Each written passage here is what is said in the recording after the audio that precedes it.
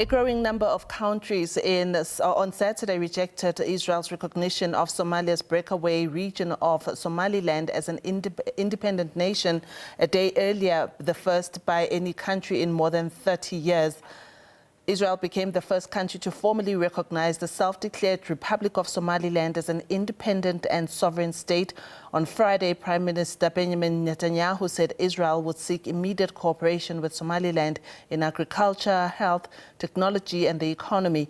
In a statement, he congratulated Somaliland's President Abdiram Mohamed Abdullahi and he praised his leadership and invited him to visit Israel. Somaliland declared independence from Somalia in 1991 during a descent into conflict that continues to leave the East African country fragile. Despite having its own government and currency, Somaliland had never been recognized by any nation until Friday. For more on this, we are joined by conflict resolution and international relations expert, as well as former Ambassador Dr Kingsley Makhubela. Dr Makhubela, always a great pleasure speaking to you. Thank you so much for making time to speak to us here on the late edition. Firstly, just to get your views on what you think Israel stands to gain from recognizing Somaliland. Good evening, Diabo. You know, the bigger picture here is that is the access to the Red Sea through the Strait of Bab al-Mandab, often referred to as the Gate of Tears by sailors. That access to the Red Sea is so fundamental for the Israelis. Last year, Israel closed the port of Eilat because there was no traffic to it. During the conflict with Iran, sometimes this year, the port of Haifa was decimated. But to understand the importance of the access to the Red Sea through the Bab al-Mandab, which is basically controlled by the Houthis on one side and Eritrea and Djibouti on one side. But the Houthis are the dominant force in terms of that control. They have held a stranglehold on the Red Sea sometime since last year. And the Americans tried to come with a coalition that did not work out to attack the Houthis. They eventually withdrew, giving up essentially. So Israel comes in because its maritime strategic interest is at risk here. To understand the importance of the Red Sea, Diabo, maybe it's better to give you a few stats. Sure.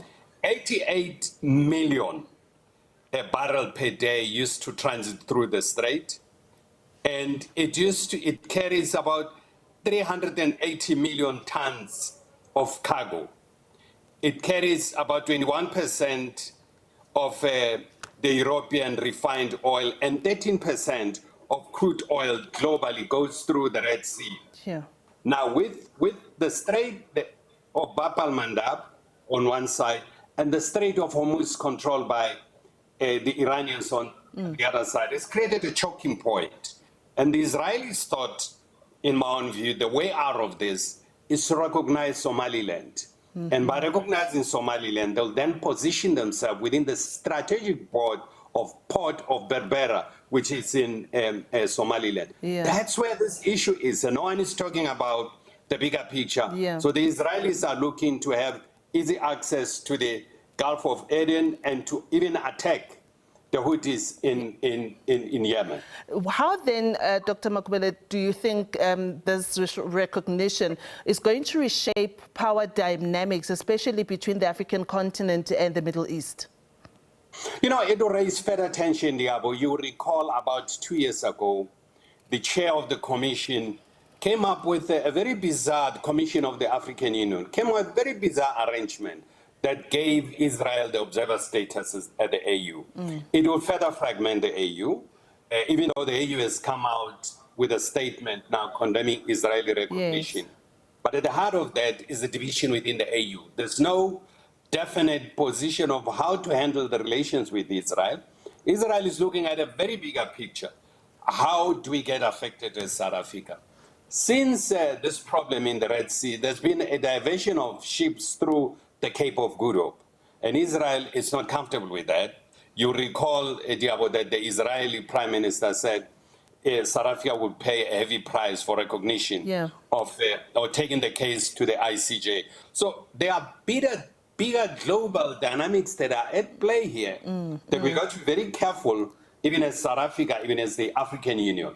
That brings me to the next question, in fact, that's quite linked about how we as African states should be collectively responding to this matter without escalating tensions even further. The AU has made it quite clear. The Arab League came up with a very strong statement.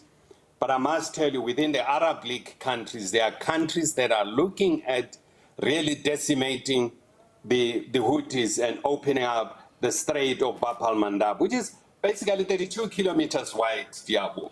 And that's why the Houthis are having the stranglehold.